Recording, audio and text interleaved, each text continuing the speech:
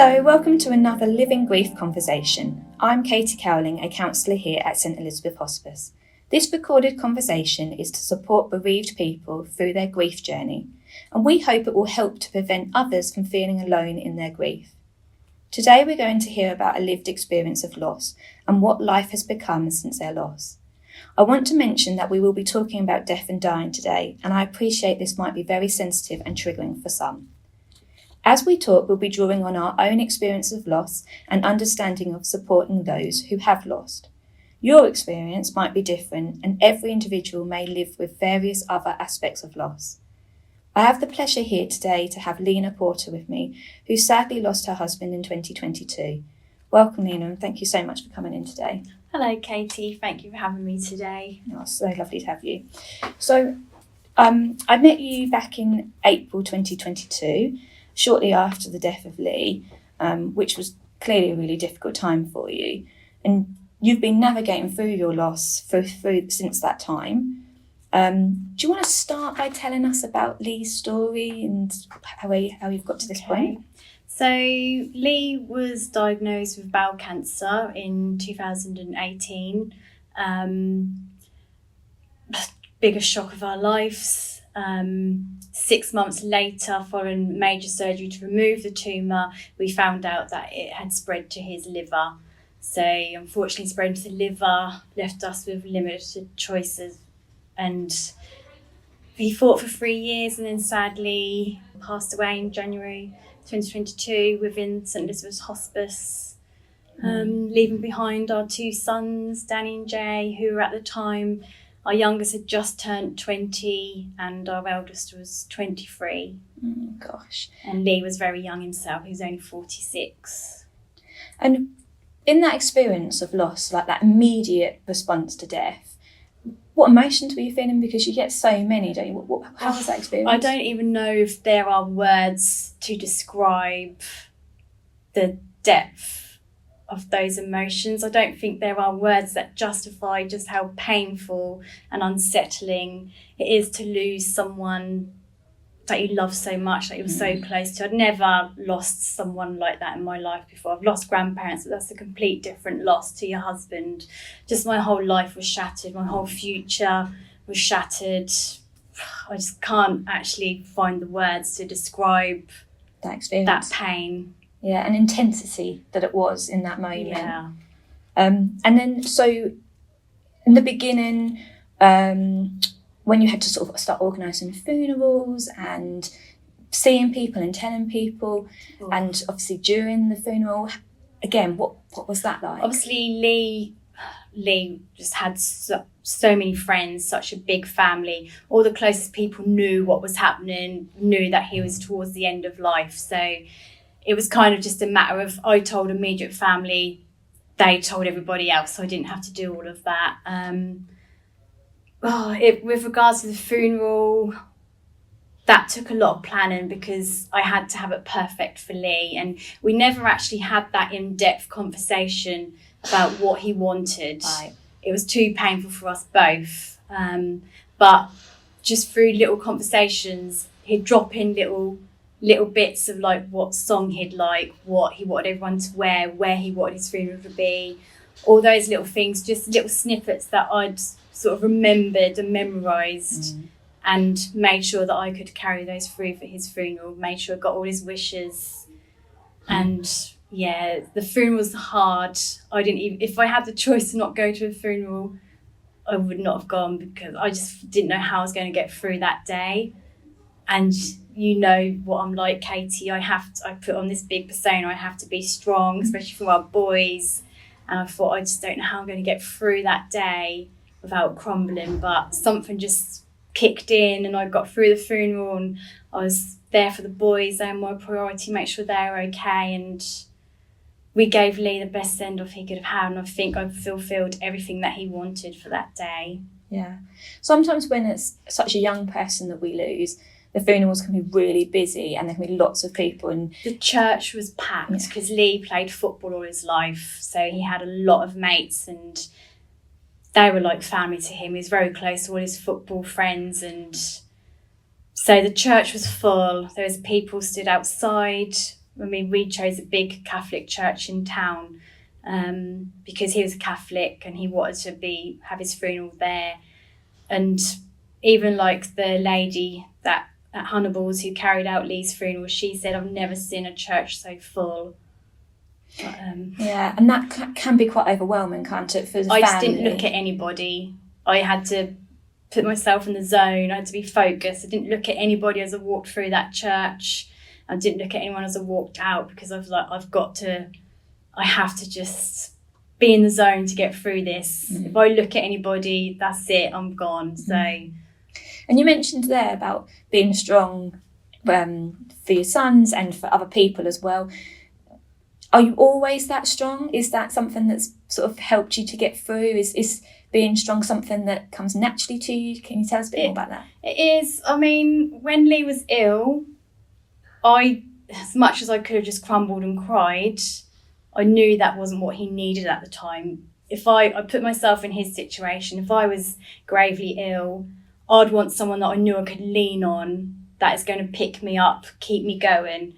So I became that person for Lee, because I knew I'm no good to him if I'm just crying and feeling sorry for myself. I had to be his rock. And I think that's what got him through for so long. And he used to say to me, Lena, I don't think I'd still be here if it wasn't for you. So that's kind of just built in me. And I'm like that with the boys even today. I'm like, I have to be that solid rock that they know they can come to. So in that then, do you have someone you can go to when you need that moment then? Do you know what? I just look after myself, to be honest. I've learned over time how important self-care is for me, and I know what I need to do. I know when I'm dipping, I know when I'm struggling, I know what I need to do to get me through those times. So I've recently, since losing Lee, I joined the gym, and I know that doing a bit of yoga or a bit of cardio or some swimming is time for me, and it just really helps my mind and just resets everything and helps me to, I know when I need to take time out, and I know when I need to switch off from the world. I've just learned how to navigate myself and what I need to do for me. Yeah, you're listening to yourself, you're listening to your own body saying, right, you need some time out. I always think I give myself the best advice. Well, that's the best advice you can take, and that's great. So again, kind of funeral, you had the funeral a few months after that. Did you notice anything in terms of how people reacted towards you, or who you had around you or who you didn't? I had a lot of support around me, but it is funny because I know I followed another widow on social media, and she lost her husband through bowel cancer as well, and she said it's like once the sixth month mark hits, everybody seems to disappear. And I thought, okay, and I can actually see her point of view, where she's coming from, because it does, you have your family around still and your close friends, but everybody else, it just feels like they've kind of moved on. And a lot of people will say, like, once the funeral's done, people expect you to get on with your life and you're okay, you're getting on with things. It's not the case at all. And I do feel like some people, they've got not over losing Lee, because obviously they're always going to miss Lee, but they can carry on with their lives. And I feel like they kind of forget that for us, our life's still always at a standstill, and our lives will always be affected by not having Lee here anymore, because it does, your family dynamic has completely changed. And we're always going to miss Lee, and we're never going to fully heal from the trauma of losing Lee. Especially within the sort of first 6 months. Like, I've heard that quite a lot before. There's lots of people around, lots of people are bringing food around. And then that kind of disappears quite quickly. And sometimes that's helpful, because then you've got your own time. Other times it's like, it's such a mixture, because at the same time I didn't want people fussing, and I know I said to you when I had my counselling with you, it's the head tilt, the sympathetic head tilt. Like, that used to drive me crazy. It's like, don't take pity on me, don't feel sorry for me, are you okay? Yes, you want people to ask you if you're okay, but then you get cross because you don't want them to ask you if you're okay, then you get cross because they've not asked you. It's just your mind's just a mess, it really is. Yeah. In those early days, you don't really know what you want and what you expect from people, and it's just a roller coaster. It really is. And you have to go with those kind of humps or waves that you go through within and grief. That's the thing, when people say there's stages of grief, like the shock, the denial, all of these, I don't believe there are stages. I feel like they come at different points, and like even now, 2.5 years later, I still sometimes get the shock because I suddenly realise, God, Lee's really gone, like he's not coming back. That hits me now, 2.5 years later. I still have a little bit of denial. I have days of denial, like Lee's not gone. So it's just continuous and up. There's just no state. I don't think there is a solid stage. It's just continuous. Absolutely. Different. It's like people that are listening to this may experience very different to you because that's how grief is, or they might be relating so much because it just depends on that Everybody's moment. grief is different. Everybody's different. How they deal with it, the circumstances are different. Yeah, and the days, different days you get up, you feel differently. How about you and your sons? Did you grieve differently, or was it the same? Were you in the same sort of? I think we've all been quite the same, really. I'm really bad at this because, like I said to you, I don't really show my emotions. I'd rather do that in private. If I want to have a cry, I'm more comfortable to take myself in private and have a cry, like when I go to bed, whatever. So saying that, but then I try and encourage my boys, like, don't be afraid to show you, if you want to cry, it's okay. And if you want to be angry, it's all okay. Yeah. I need to take my own advice sometimes. But yeah, the boys, they've dealt with it really well. I think, there's this thing, anticipatory grief, and that is a real thing. I think we all had the time to prepare as much as we could for what was happening. And I think Lee played a big part in preparing us for his death. So you're saying that you grieved perhaps even before? Yeah, we did. As soon as we knew Lee was terminal, I think we had no choice but to try and prepare for what was going to happen. Yeah. Even though you can't really prepare yourself, because when it does happen, it's still such a shock. But I think because we knew it was coming, it's not, I don't know how to word it really, but someone that loses someone unexpectedly, I imagine that is such a different kind of experience to what we've gone through. And I can't even imagine what that would be like for them, and they probably can't imagine what it would be like for us. Yeah. But again, different circumstances, different ways of grieving. But the boys have dealt with it really well, I think. They could have gone the other way and gone off the rails, but with such a supportive network, we're there for each other. Yeah, and like you said, it's like grieving and then grieving again differently, but that kind of growing to somebody's end of life allows that experience to be shared with everybody. And that might mean that kind of you're grieving the life that he's never going to get, and then actually now you're grieving the loss of him. So it's different, but it is that anticipatory feeling of what's to come. And it kind of bringing you back to kind of after Leah died and you were sort of had the funeral, did you feel like there was a time where you needed to do daily tasks or get into work, or how did you navigate knowing what's... I felt very much like I had to keep the same routine as when Lee was here. I felt like we still had to have meal times the same times. I needed to keep Lee's grass perfect and green. I wanted to try and keep life the same as when Lee was here. That was like an urge I had to do, but then obviously over time I've adapted and realised life is different now, and I can't, Lee's not here anymore. I can't stick to that routine and family dynamic of when Lee was here. It's impossible. I've got to adjust to here and now and how life is for us now. But yeah, I did just feel like I had to keep everything the same. I didn't want to unsettle the things for the boys even further. I had to try and keep everything the same as when Lee was here. And then, as you were saying, as time went on, you've adapted it. Yeah. So is his grass still green? I've let it down this year. Hot weather. It's very dry. No, I hear what you're saying. It's like, to start off with, you needed to keep a routine. Sometimes routines are good for people. I wanted to try and keep life the same as it was, but clearly not the same anymore. And you've been able to adapt to it, which makes a really big difference. So you've mentioned a few times you came and had counselling at the hospice. How would you say that helped, and kind of who else supported you through that time? It helped me massively, and I was desperate. I knew I needed to take up counselling because I'm not a talker. I don't open up to people. So I knew I needed to get these feelings out because I didn't want them to become trapped inside me and then come out later and not know how that's going to affect me. So I was so grateful to start my counselling with you.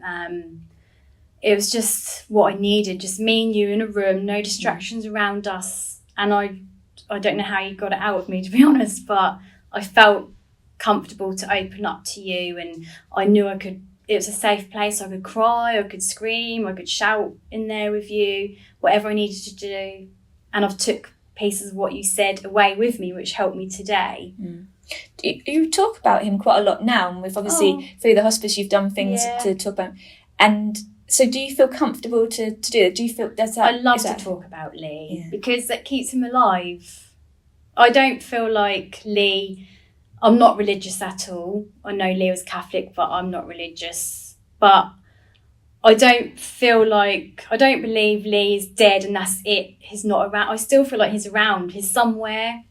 Okay. I still feel like he exists somewhere. He's still Lee somewhere. I often say we're just in different rooms for now. And me and the boys talk about him every day, and we laugh about a memory. I've just had my first grandson, so we sort of say, oh, wonder what Lee would be like, and he'd be such a great granddad. And we just involve him. And like I say, my grandson's going to know all about their granddad. So Lee is still a big part of you. Massively. He always will be. He always will be. He's still around. And is that helpful? Yeah. So, yeah. Whether it's right, whether it's wrong, I think you have to have hope. And I just hope that one day I'll be in that room with him again somewhere one day when that time comes. Yeah. Anything else that you can suggest that helped you in those moments? Anything you did that you felt was really helpful?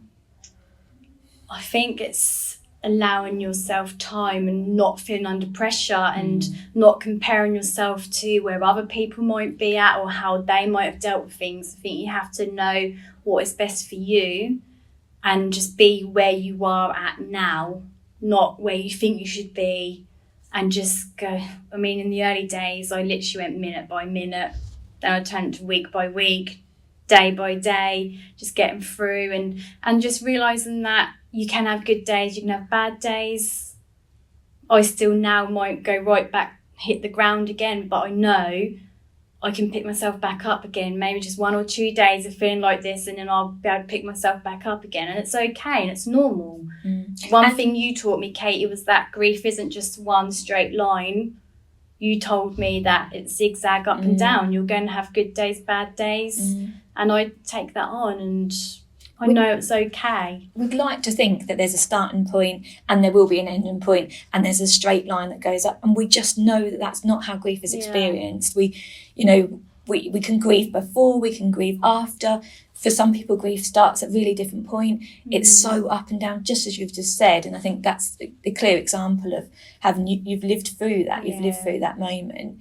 It's finding what helps you. Like I said, for me, it's I take myself off to the gym for an hour and I just switch off from the outside world. You've got to be selfish and you've got to prioritise yourself, and you've got to learn to say no.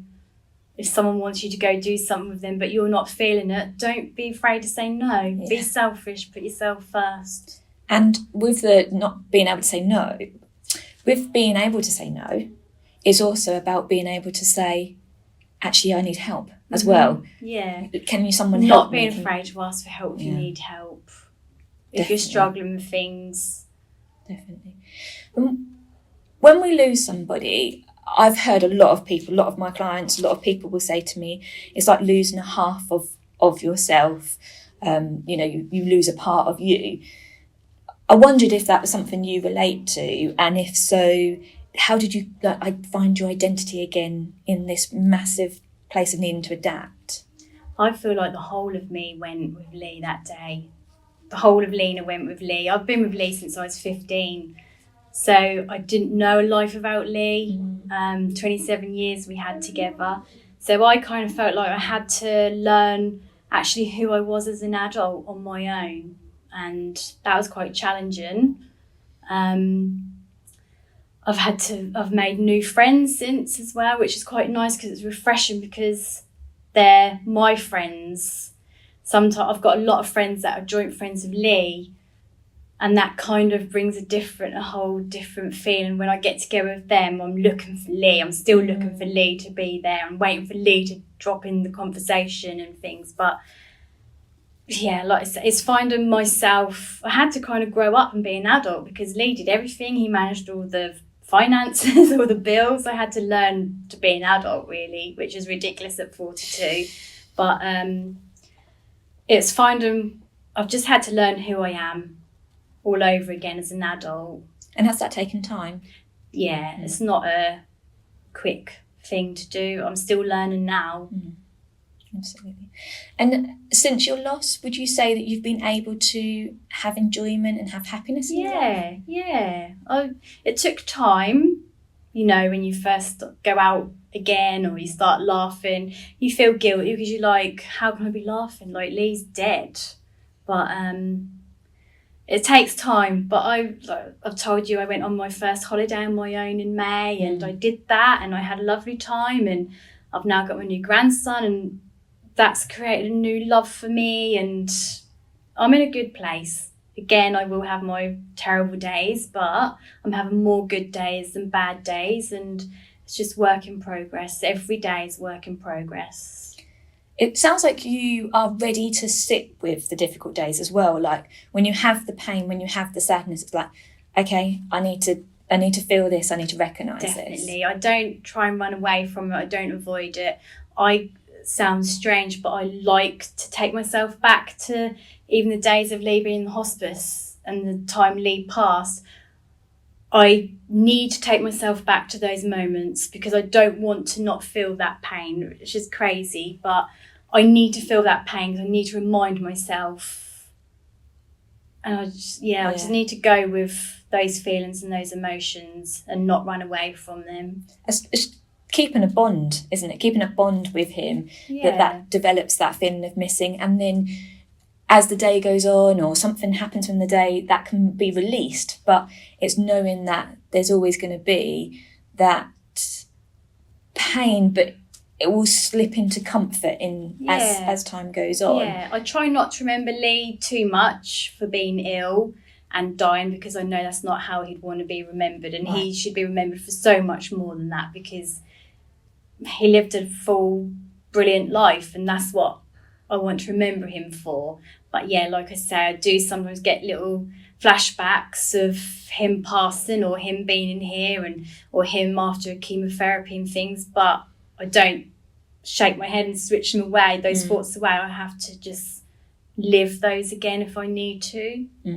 Absolutely, and it's kind of being able to do that and then know that you can have enjoyment and happiness because, as you said, often people feel guilty. They feel like they need permission to do that and they don't know how to get that. And it's really important to bring that up, I think, so that people do recognise that that sometimes gets released by the fact that actually this person would want me to do that. Definitely. And that's what gets me through every day. I remember Lee saying, you're going to be okay. And that's what I hear every day. I hear his voice saying, you're going to be okay. And you've got to carry on living. You've got to live. He loved life, so I live life for him. So he's still a massive part of your life. Yeah. You brought him with you within how you've adapted, being that he's not presently with you with his existence, but you've brought him as a person, his legacy. You've carried his legacy through. Yeah, and I carry his strength because since his diagnosis, he did not give up. He still maintained his positivity. He still got out and played his golf and tennis, football. He did and socialised. He wanted to carry on living. And he always said, whilst I can still do it, I'm going to do it. So I get up every day and I'm grateful that I'm up and I'm breathing and I get to live another day. I'm grateful because he taught me that I've got to be grateful for every day that I'm alive and just live. So that experience and this experience sounds like it's changed your values of life and how you see things? I don't take anything for granted, and I look back at my years of Lee with such gratitude. I don't feel sorry for myself. I feel like life's absolutely cruel and crap sometimes, but I don't feel sorry for myself because I think I'm so lucky that I got to love him, 27 years with him, and he loved me back, and what we grew up together and what we've created together. I have such gratitude, and I'm grateful for every day that I had with him, and I'm going to carry on living best I can, and then one day meet him again and tell him all the things I've been up to. What about if someone was listening that's in exactly the same situation as you, or very different, but has lost many years ago or lost recent, but what would be your kind of leaving message to them? People will say that time's a healer. I don't know if I necessarily agree with that. I don't think we ever heal fully, but with time, I think we just learn to live with our grief and learn to adapt our lives around our grief, and just be kind to yourself and give yourself the space and time that you need, and just get through every day. And eventually you'll look back at the times you had together and be grateful, and you'll just find your own way of how to carry on. Because the time isn't what's changed. It's you that's changed in that time. Yeah. And you need the time to be able to adapt and meet people and do all these things that you said you've been doing. But that isn't that if time passed and you didn't do any of that, you might still be feeling the same. So it's you that's changed, it's you that's adapted to this new life that you've been given, not chosen. And just go at your own flow. Don't compare yourself or put pressure on yourself. Just do what you need to do at your own pace. Yeah, absolutely. Thank you so much for coming. I really think anyone that's listening to this that has been through a loss will be able to connect with what you've been saying, and I hope that will be useful for you. So thank you for coming today. Thank you, Katie. If you feel you need some bereavement support, please do get in touch with the Living Grief Bereavement Hub by calling or email, or check out our Living Grief Bereavement Hub website. This has many services that offer bereavement support. Thank you for listening to the Living Grief Conversation.